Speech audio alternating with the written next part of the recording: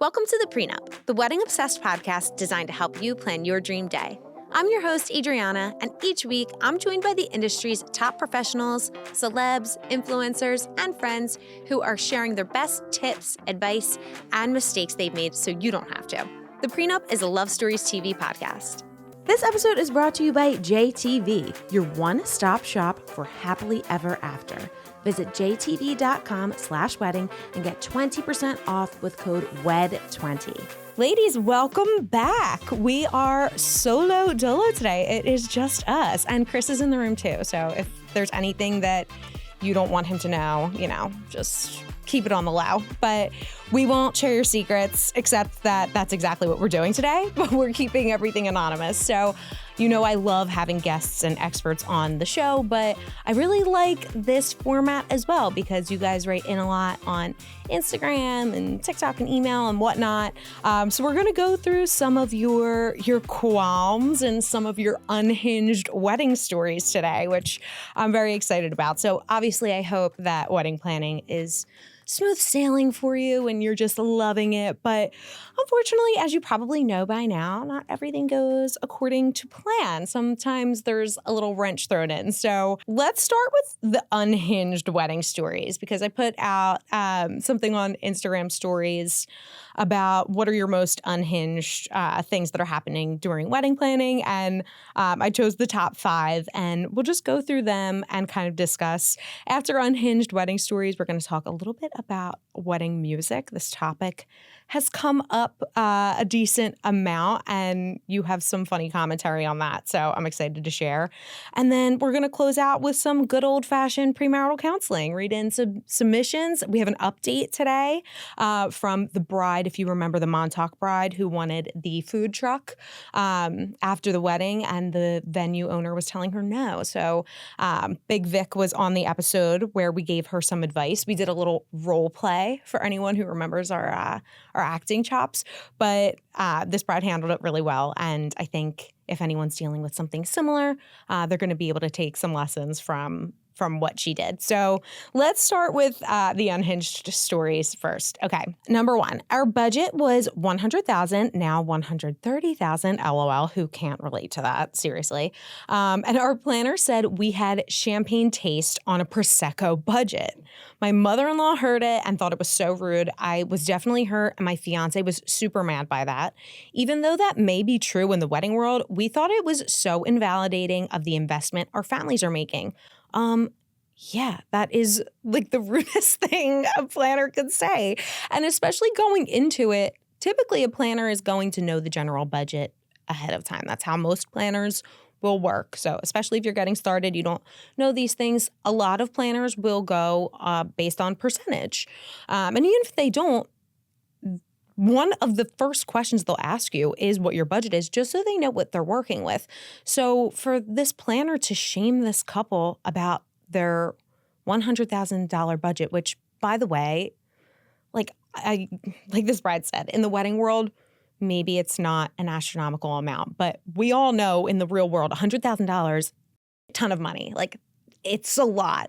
And if you speak with anyone outside of the wedding world or outside of planning a wedding and you tell them you're dropping $100,000 on a party, they're going to look at you like you have 5 heads. But we all know going through it how much things add up. And I happen to think that it is a good investment, and that's my bias. But no, it's still a lot of money, and it's just a rude way to say it, especially to people who are like vulnerable. So my preference in kind of steering people away from maybe something that would be out of budget for them is not, we can't do that. That's out of budget. You don't have enough money for that. It's more like, okay, maybe this won't work the exact way that you wanted in that budget, but how can we make it work? How can we tweak it? How can we change it to make it more appealing to what your actual budget is? So I feel bad that this couple had to deal with this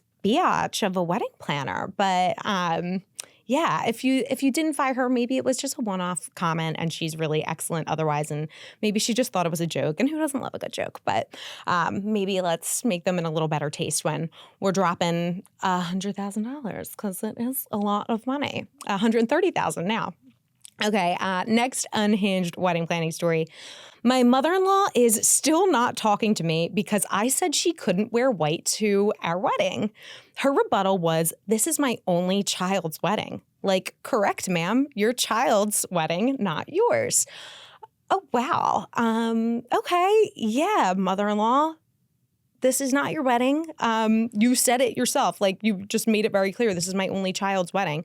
On what planet do you think it's acceptable, unless the bride, the couple, tells you otherwise, that you should be wearing white? Like, it's so weird. In American weddings, that is just the standard. The bride wears white.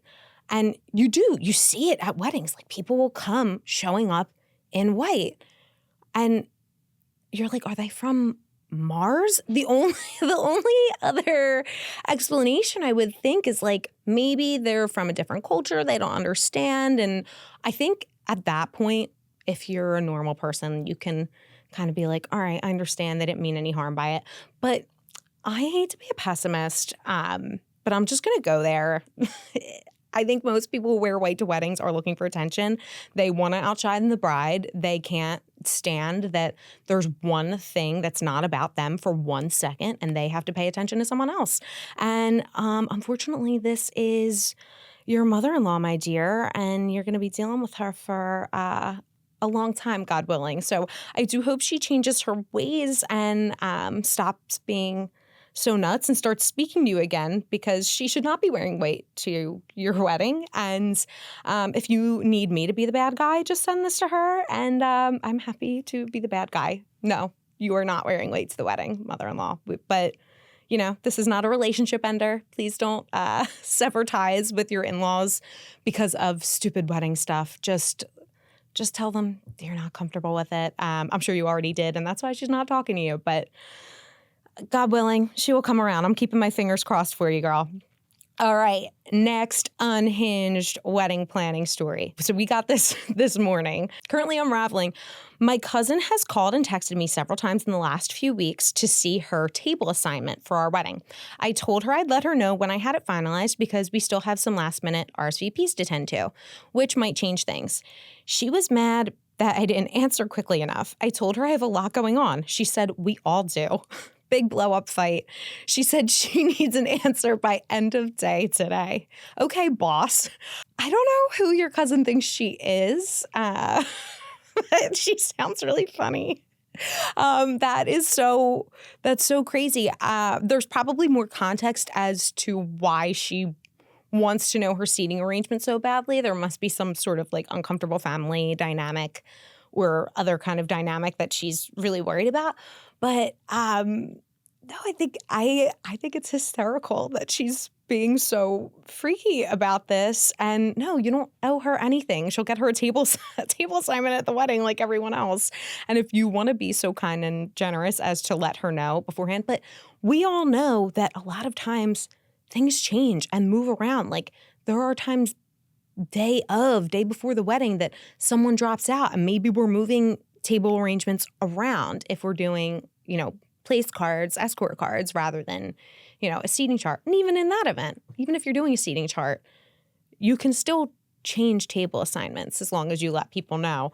Yeah, she might be disappointed, and she's really going about this the wrong way. If you need something from someone, best practice is to be polite and understanding, not demanding and rude. And what is she going to do if she doesn't get an answer by end of day today? Like, okay, give her an answer. It might change. Like these people, and saying that we're all busy. Yeah, we are all busy. That is a fact. But does no one care about people planning a wedding? Like on top of everything else that we have to do, it's another full-time job. And it might sound trivial to other people, but it is, and it's a big day, and it's understood that like most brides have an attachment to this and they want it to be beautiful and perfect, and they have a lot of pressure on them. So someone who's putting more pressure on you, they're not in your corner. So cuz you need to reel back, you need to be supportive. Let's be a little nicer and more understanding, and just if you don't like your seat, just get up and go to the bathroom, or, go visit someone else. Okay, next unhinged wedding story. I thought letting my bridesmaids choose dresses would take away the drama. Nope. One of my girlfriends is torturing me because she needs a last-minute dress change because of a tailoring issue. Babe, this is so not my issue. Come naked for all I care. Just leave me alone. Yeah, similar thing to cousin, like with the demands and the kind of like making it about herself. I love the idea of letting bridesmaids choose their own dresses. I think it's crazy to put all of your friends with different body types and who look and feel different, look good in different things in one dress. So I love that you did that, not only for your bridesmaids, but for yourself, because choosing that is a lot of pressure. And I think it's very kind to let people just choose what they want in your bridal party and let them be comfortable. That's great. But in doing so, it sounds like you gave them a lot of leeway. Why is this bridesmaid torturing you when you gave her all of this freedom? Like, that was the whole point. And I think if you haven't already, you just got to say to her, like, this is why I let you pick. I have a lot going on. I know that you're going to look gorgeous and perfect in whatever you wear. You will figure it out. I'm not the person to go to. Just anyone who's listening, I'm sure they're getting married, but just as a reminder, like, don't bother people the week of their wedding. If you really have an urgent thing, first try to Google it. If it's a non-Googleable thing, if it's more personal, maybe try to get in touch with someone who isn't the bride first, a family member, someone else before you go torturing them with that, because they have enough stuff going on. They don't care. They don't care about your dress. They don't care about your seat. Just leave them alone, please. Okay, this is the fifth Unhinged story. This one was so sick. It made me so sad.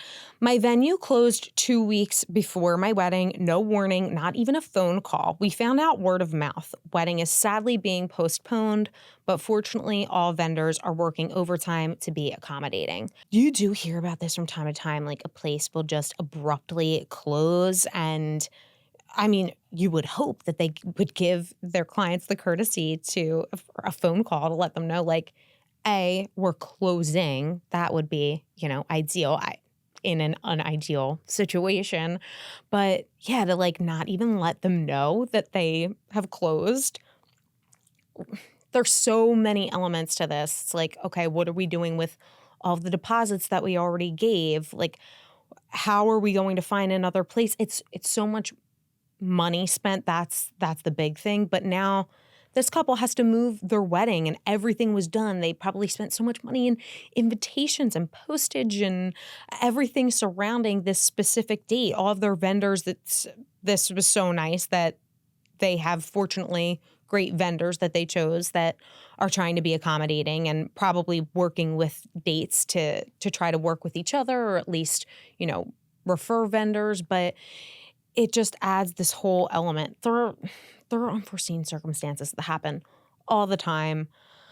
But this one sucks. This is really, really, the venue not being available it changes everything, because now you don't have a place to get married. So what are you going to do, unless you have a private estate or, someone wealthy and fabulous in your life who's willing to offer up their place. But then there's all of these other elements that go into that. Like, now you need rentals and all these things. So I really, really feel for this couple. It's kind of like starting from scratch, other than the vendors. And it's a lot. I hate that you're going through that. And these weren't people who asked for advice, so I won't go further. It sounds like they're already in the heaps of this. But yeah, these are just some of the things that can go awry during wedding planning. Just a few, we had some other doozies, but those ones were really the ones that shook me to my core. So thinking of all these fabulous brides, thank you so much for writing in. And you can always send me DMs, and when we're doing stuff like this, or if it really just pops out at me, I will always request permission to share before sharing anything rogue. But yeah, all of these brides gave permission to share anonymously. So we thank them for that. Next thing we're going to get into, it's still in the unhinged category, but it's going to be in music, which we don't touch on too often, but we had a failed music bracket. We tried it once and then it didn't really go anywhere just because of the cadence of episodes. But I still think it's fun to talk about. People love talking about and hearing about wedding music selections, first dance songs and honor dance songs, parent dances, walking down the aisle, things like that. So I did a video a little bit ago, I put it on TikTok, about songs that are inappropriate for first dance songs that I hear often. And the 3 that I chose were Wildest Dreams by Taylor Swift, which is a breakup song, and I commonly hear it as a first dance song at weddings, which is problematic for a number of reasons. The next one is Frank Ocean's Godspeed. Again, just super clearly a breakup song. And then the third one was The Cranberries' Linger. It's a throwback if you like your 90s music. And it's a great song. They're all great songs, but no, it is not a love song. It is not romantic. It's about someone like stringing someone along, So I really implore you to listen to the lyrics of songs if you are going to be including a vocal version of a song in your wedding. An instrumental, I think you have a little more leeway with. But just listen to the lyrics a little bit. So when I posted that, people came out of the woodwork and had some really funny submissions. So Jade Anzola said, I'm a wedding photographer, and the number of father-daughter dances I've seen to Daughters by John Mayer, it's beyond me. Just because the song is called Daughters doesn't mean it's like a great sentimental song about fathers and daughters. It's a song about daddy issues. Let's just call it what it is. You got to treat your daughter right or she's going to be like a big mess in future relationships. So if that's the route you want to go, like maybe you have a bad relationship with dad and you're trying to send him a message, which is funny. That's a funny thing to do if you have a mean dad. So I would say in that case, go for it. But yeah, otherwise, I toe the line, because if a song is special to you for whatever reason and there's meaning behind it, I think go for it. But maybe have DJ or MC give some context, because you are going to be getting some odd looks from people if you have music that doesn't align with like love or a loving relationship. So yeah, steer away from Daughters by John Mayer if you're dancing with your dad, unless you have daddy issues and you want to air them out. Okay, next one is from Lexi Scala. She said, everyone loves slow dancing in a burning room. Again, another Mayer. Girl, that is about a relationship ending. Yeah, I mean, we love John Mayer, but like he is a problematic man and, beautiful songwriter, but they're not all about love. Slow dancing in a burning room, the title of the song gives it away. Like, what?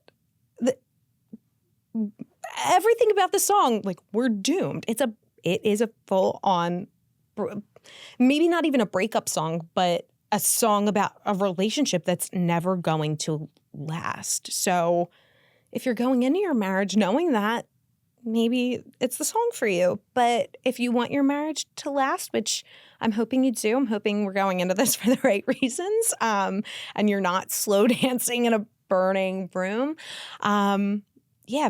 maybe steer away from it. Strongly reconsider the John Mayer selections, even though I love John Mayer. I really do. His songs are a little bit deeper, to go a little bit deeper when you're dissecting them and second guess for a first dance song. Let's just say that.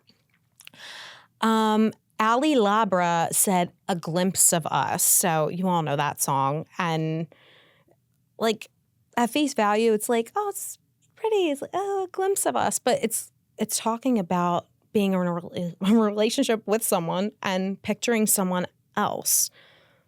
It's not what we want. It's not what we want for our wedding. We want to be picturing our spouse only at our first dance song, not a former lover. So just get that one out.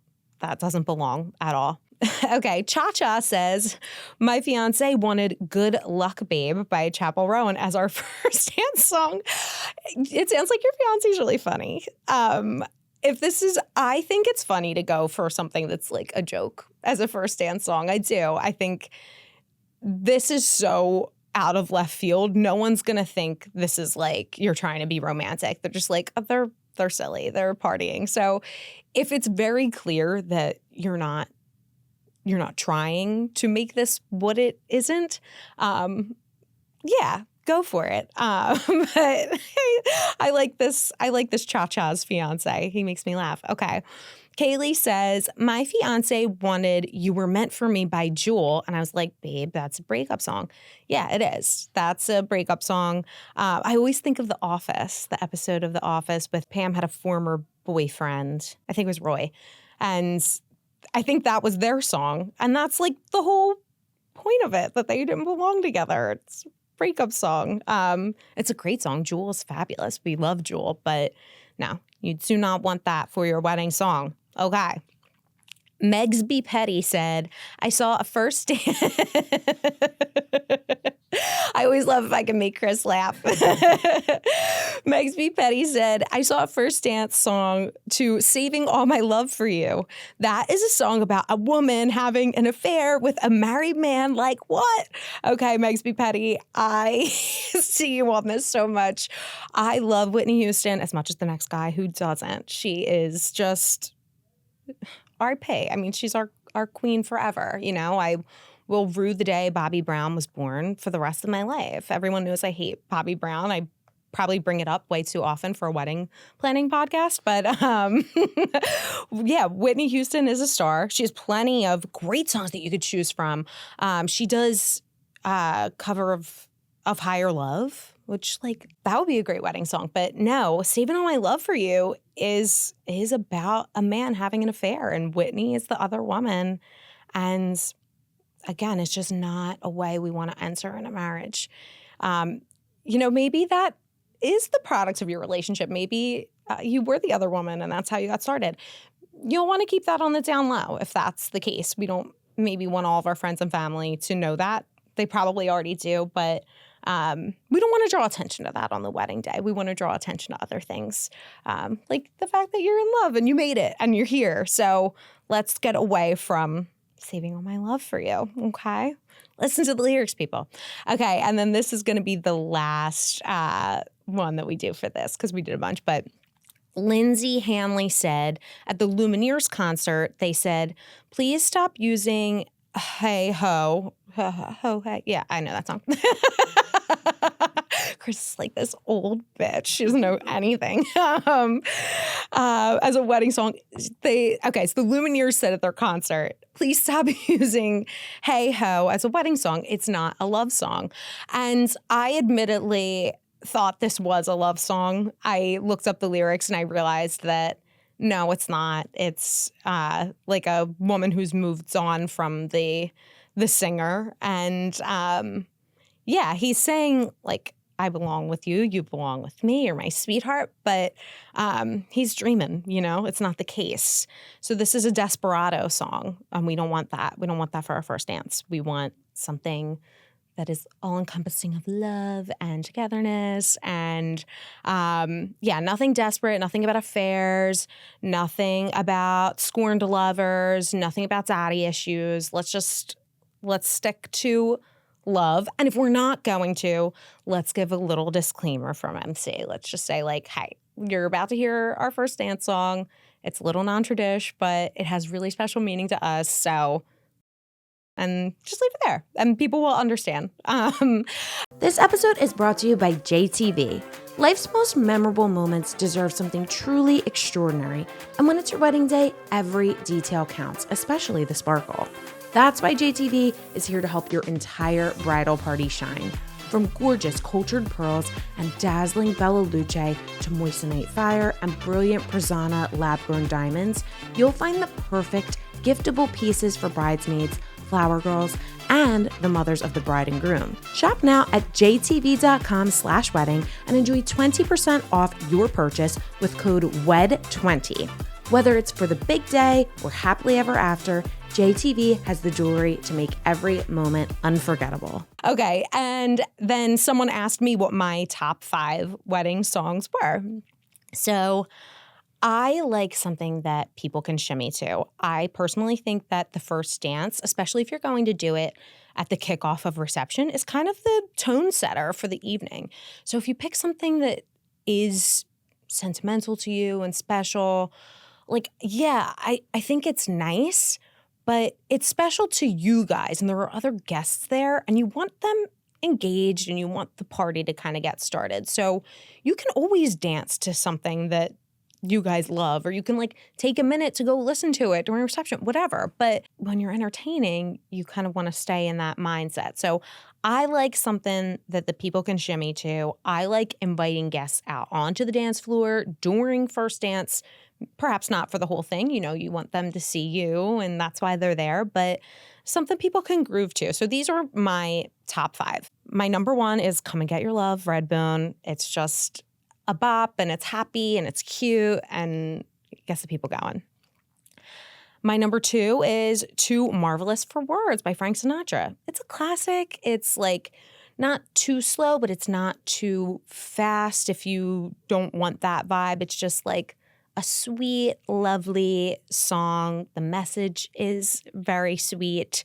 You can't go wrong with Frank. I also love As by Stevie Wonder. Now, this is one of the most beautiful songs ever, hands down. Don't fight me on it. Like, I won't hear anything else. It's the best. But it's really long. So you'll either need to do a shortened version, or after first verse or first chorus, invite everyone out on the dance floor and groove along with them. We're here to party with our guests, so why not? But if you don't know As by Stevie Wonder, just do yourself a favor and listen to it. And I know I will. I'll have a good cry. Okay, Rock Your Baby by George McCrae. This is an oldie, but a goodie, and it's just a really good dance song. It's not overly lovey if you're not like the cheesy sentimental type. It's just like, I'm dancing with my boo, and we're having a good time. And number 5, I'm only half joking, but Give Me Everything by Pitbull. It's a great way to start the night. My parents, shout out to Wen and Jean, they love Pitbull, and they are in their 60s. I won't give away their age, even though I don't think they would care. But they are Pitbull lovers, and they attended a Pitbull concert not long ago. And Pitbull came out. He was very high, very, very late. And, they were a little disappointed. There were some hecklers at the concert. So I think that was the last concert that the two of them have been to. So if your 60-something-year-old parents love Pitbull as well, maybe jam to him at your wedding instead of going to a concert. But no, my parents are hysterical, and they were troopers through the whole thing, and they are big fans of Mr. 305. So I guess that makes me one too. And Give Me Everything is on the list for your first dance songs. But yeah, we have so many comments about bad songs, but let's hear some good ones. So maybe we'll go with that next time. Okay.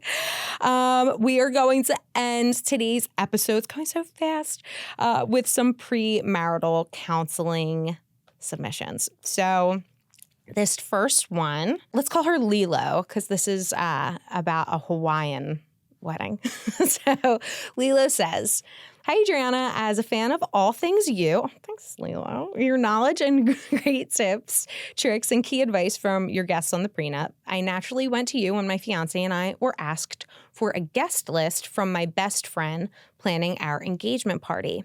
Our dilemma is simple, but first, a few quick notes to note. She was engaged this year, but the wedding is set for 2027. With me wanting to elope and the future hubby wanting a wedding, we've decided to go with a small 50-person max destination wedding in Hawaii.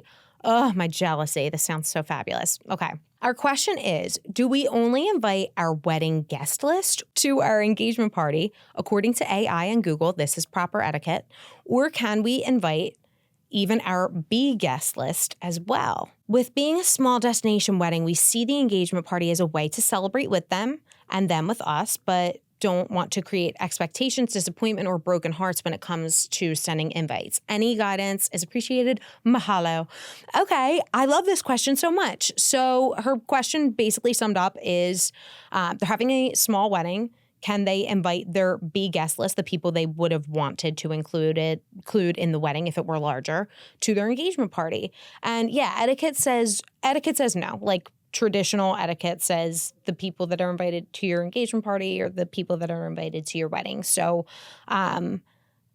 obviously, as we know, things change and evolve, and people make their own rules for weddings now. And I think there is a good way to go about this if you want to celebrate with the people that you love. And I think they'll actually be really grateful and understanding of it this way. But you can even note in the invitation for the engagement party, like, I'm going to call your fiance Stitch. Lilo and Stitch have decided to have an intimate gathering in Hawaii in 2027, but they love you, want to celebrate with you and enjoy this time, would be honored if you would join them for an engagement party. I've seen it before. I'm not going to sit here and pretend like people don't have hurt feelings about it, but they're not mad. They're usually still happy to be included in some portion of it, and they get it. They just everyone wants to love you and celebrate you. But depending on where you are, I'm not sure where you're located, but for most people, Hawaii is a hike. And it's not realistic to ask all of your guests to go there anyway. So they might be a little bit more grateful that they don't have to deny an invitation. And I think you can definitely invite your big guest list, but I would put those caveats on it with the invitation. I would clearly note in a very loving way that you're just doing something small and intimate for the wedding, and this is your way of being able to celebrate with all the people that you love in a more convenient location. Spin it to make it seem like it's about them. You're doing them the favor. That's always the trick. We don't want to put you guys out. This is, we're being sweet. So I really hope that helped. And let us know. Let us know how you make out with your engagement party, because we want to hear. Okay. We're going to do 2 quick ones and then a follow-up that we had recently. Okay. Hi, A. I love that she called me A. No one ever calls me A. Some of my friends call me Age and AG, but maybe I'll just go by A now. Okay. Hi, A. Having anxiety about save the dates. Do people ever take pictures of save the dates or invites and put them on social media? As a private person, it's kind of my fear. Okay, so I want to say that no, this is not common at all. This is not something that a normal person would do. If you have a crazy person in your life, you might want to have this conversation with them. So it sounds like there's something prompting you to think that there is someone on your guest list who might do this. And if you think that person might do this, you should have the conversation with them. And you can do it in a polite way. You don't have to be stern or nasty, but it reminds me of the Real Housewives of New Jersey when Teresa was marrying Louis. Sorry for any non-housewife people, but Teresa was marrying Louis, and she invited Ramona from the Real Housewives of New York to her wedding. And Ramona put the invitation on Instagram. And it's just a faux pas, and it was it caused some drama. So in the Bravo world, it's really fun, but in the real world, it might not be as fun for you, especially seeing as you're a private person. So to answer your question, do people ever do this? I mean, Ramona Singer felt that it was appropriate. So yes, I guess sometimes people do. But as much as we love her, a fan of Ramona Singer's, it's not something a normal person does. So if you trust the people in your guest list to be normal, then I don't think that you need to worry about anything. But you know that you're always going to have some rogue people who need a conversation. And just stay on top of it. If someone tells you that someone's posted something you don't like, just be like, hey, you know how private I am. Would you mind taking it down? Just be sweet about it. But don't have too much anxiety about this one. I don't think you need to worry about this too much, unless Ramona's invited to your wedding, because then maybe she'll do it. Okay. Next one is, hi, Adriana, big fan of the Pre Nup, with a not dramatic but logistical question. How do we figure out how many shuttles to get for our wedding if we don't have a firm count for hotel blocks? We want to figure it out before I waste a bunch of money. I totally get that. That's a frustrating part of the planning process. But what you'll want to do when you reach out to your shuttle service, and it'll depend on what kind of shuttle you're getting. So very common is like a trolley or a nicer kind of bus, but again, totally up to you. But when you reach out to them, they'll be accustomed to this because this is what they do. You're going to contract them for a certain amount of time. So depending on how big your wedding is, this will dictate some factors as well. But generally about 20% of your guests are going to be staying at the block.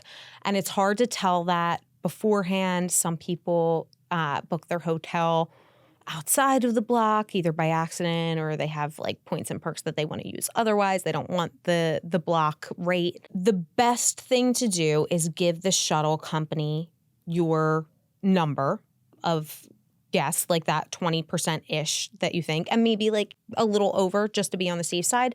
And they'll make rounds. They'll recommend a fleet size that'll be comfortable for you and your guests, and say that you want them for, maybe 45 minutes prior to the reception ending to maybe a half hour after the reception ending. And that's when it'll run.